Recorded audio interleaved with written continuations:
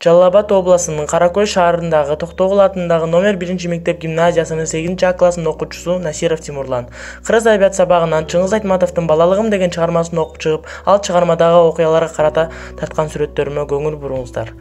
Бул менин ошол чыгармага карата жасаган китепчем.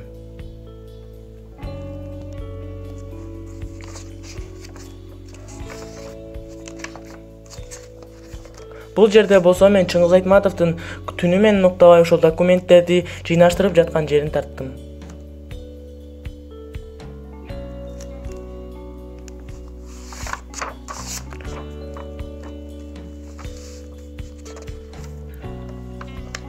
Ал эми бул сүрөттө болсо Чыңгыз Айтматов өзүнүн жездесинин үйүнө келип, ал жездеси менен аңылоого чыгышат. Ал жактан жездеси менен экөө урушуп кетип, жездеси аны таштап кетип калат.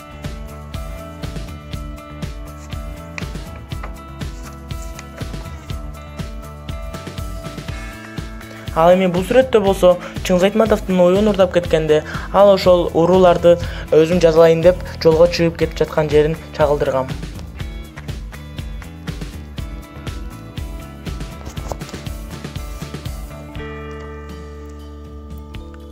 Ал эми бул сүрөттө болсо Чыңгыз Айтматов чочколорду арабага жүктөп алып, Грозныйга жөнөп жаткан жерин чагылдырдым.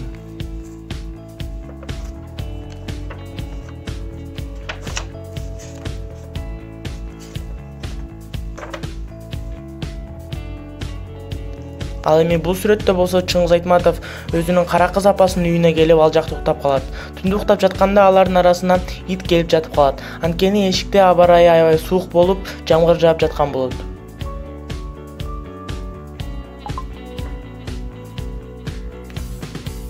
Ал эми бул жерде болсо Чыңгыз Айтматов Грозныйга кетип жатканда чөптөрдүн арасында жылан болсо коёнду муунуп жаткан жерин чагылдырдым.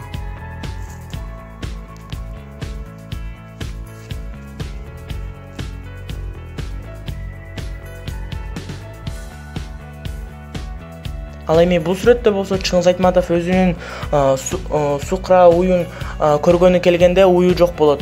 Ошондо ал аябай таң калып, уюм кайда кетти деп аябай издеп калат. Ошол жерин чагылдырып тарттым.